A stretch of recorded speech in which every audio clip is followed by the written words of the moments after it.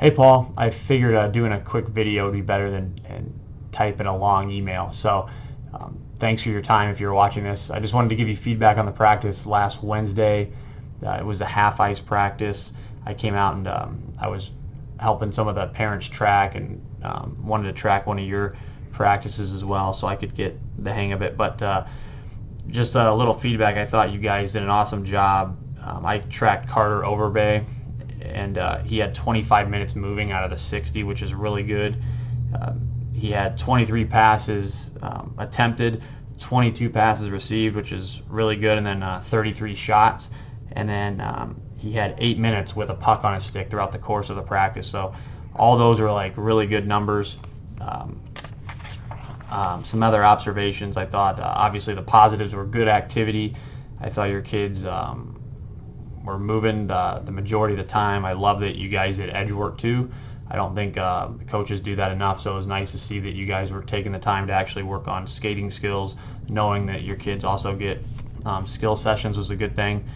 I like that the goalies were active the whole time and they had individual coaching for them. That was good. And then one observation I made, because I remember watching this group try out 2 years ago, was when they were doing backwards crossover their first time on the big ice. It was like a disaster. And when you guys did your crossovers, I could tell that the kids had worked on them and that they were much better skaters than they were 2 years ago. Obviously, there's a few kids that still need to work on their skating. Well, they all do, but I thought I was really impressed. I remember watching them coming from mites to squirts doing it, and I was like, oh my gosh, we got to get these kids work. So I thought that was really good. The crossovers are great. Some other observations, just make sure like the doors are shut. I noticed that, and sometimes it's easy for coaches to forget, but just as a safety thing, try to keep the doors shut and remind the coaches of that. The last observation was a 3-on-3.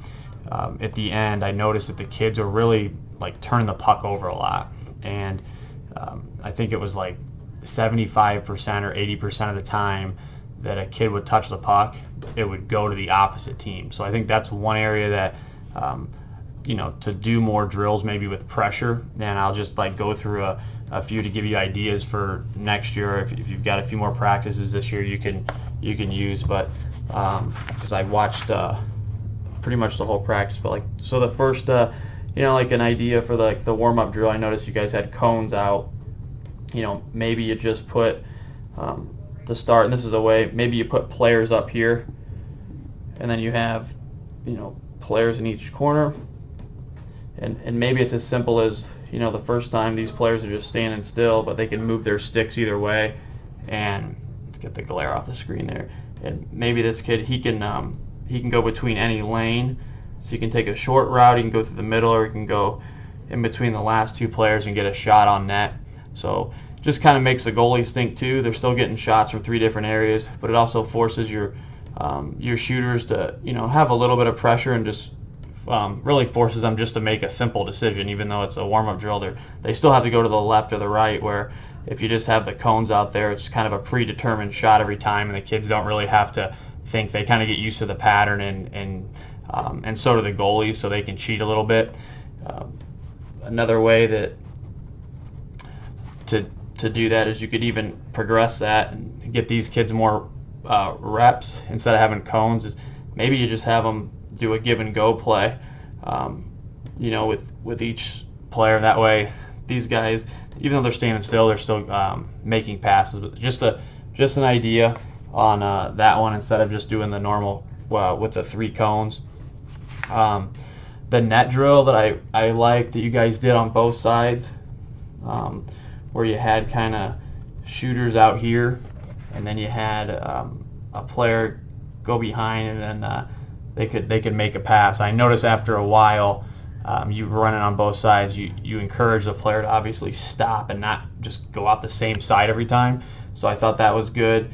I do think that you could really progress this drill and get them a little bit more pressure, and maybe even have one player, it could be anybody that's a D, and they can chase that player behind the net, so he's got to make a pass now with back pressure, which is obviously a little bit harder.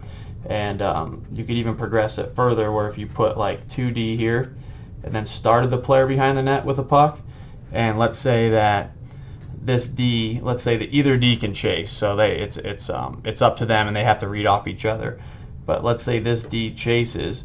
Now this player's obviously got to come out the opposite way, and this D can make a decision. He can pressure down, or if you want your D and teach him to stay in front of the net or always have a D in front of the net, he could stay here.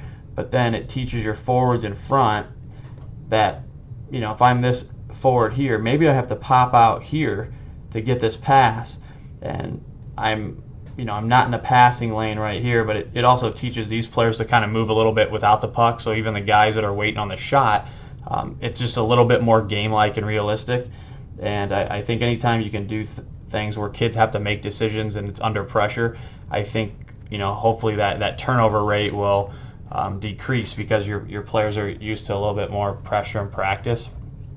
The breakout drill, I did notice that a few of the kids were, it's a normal thing, but like if they're catching the breakout and I'm this forward, they're looking down this way, and where it would have been nice to see, and I've actually seen Rick do this before, where he's actually pressure the kids and force them to make a decision, because the kids were just kind of automatically going to the spot and they were just looking down at the D, where we want our kids to come and open pivot with their skates up the ice, and we want them to shoulder check and look at this D, so that D doesn't pinch down on them. And I think that was just one thing I noticed the kids weren't shoulder checking, so it's just another way for you to tweak the drill, and a good way to get a lot of kids moving. And this is a drill I really like because it does a lot of things, but you could literally put all your D here. If you've got half ice, I'm going to back up a little bit so you can see, and then you put like a forward here and a forward here and your other forwards here. And I got a glare again, and then you could put some centers here, and all you do is you're just gonna chip a puck, and the drill starts where this D just comes back, this forward comes down, he open pivots, this D gives him a breakout pass, and this center is supporting the whole time. Okay, so this forward gets it, he can make a pass to the center. They actually do a regroup with this forward here where they're crisscrossing, and in the meantime this D here that makes a breakout pass has to get up the ice and gap up, and you want ideally for them to touch the blue line to get a good gap, and then the 2-on-1 occurs, and you can progress it by even having this player here become a back checker and back check that 2-on-1. But I think when you do a breakout like I've seen Rick do before, or one of the coaches will challenge the players, something that is good is, like, let's say you have a coach here now and you do that same drill where you have this coach, like maybe he takes away the center option, and this winger, maybe he stays here, or maybe the center swings and this D reads it and stops and comes out this way and hits the winger. So now the players are exchanging lanes, or maybe the coach pressures the D at a bad angle, or like simulates a bad F1 on the forecheck, and the D doesn't always have to make a pass to maybe if that F1's bad, he can just skate out and tell your winger to get going in your center, and they can make a higher pass. So just doing things where it's not automatic every time. So just another option for you, and you could even do that with one net and not two. And then lastly, I noticed a lot of the kids in the 3-on-3 were I'm trying to get rid of that glare, I'm sorry Paul about that, but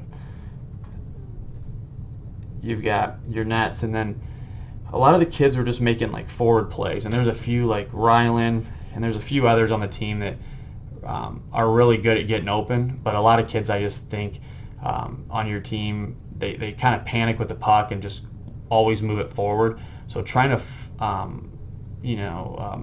find creative ways where your kids are understanding that they can move laterally and then they can also move backwards if they don't have time and space in front of them. Nothing wrong with like curling the puck back And a good way to work on that, which I think would just help your kid, is play a 3-on-3 game, but have X's versus O's, and let's say the O's have the puck and they enter this zone. You have to keep one O above this line, above the puck. So if you've got two O's down here and then you've got your one O above the puck, he's in a good defensive position, but he also has to learn how to move without the puck if the puck comes around here. And then if this O has the puck behind the net and there's not a passing option, maybe he comes out here and this O comes down. As long as they have one O above this line, and now if there's a turnover, you've got a good it's your F3 in a game. It's in a good position. But I just think that's an area that I could see maybe your kids could improve on, is just understanding they don't always have to go forward. And granted, yes, they're second-year squirts, so it's not like they're going to have a tremendous hockey sense. You haven't had very much time to work with them, but those are just different ideas. If you want to incorporate them, you can. But I thought overall you guys did a really good job, and I was impressed with how many puck touches you guys had as well. So thanks for listening, and good job this season.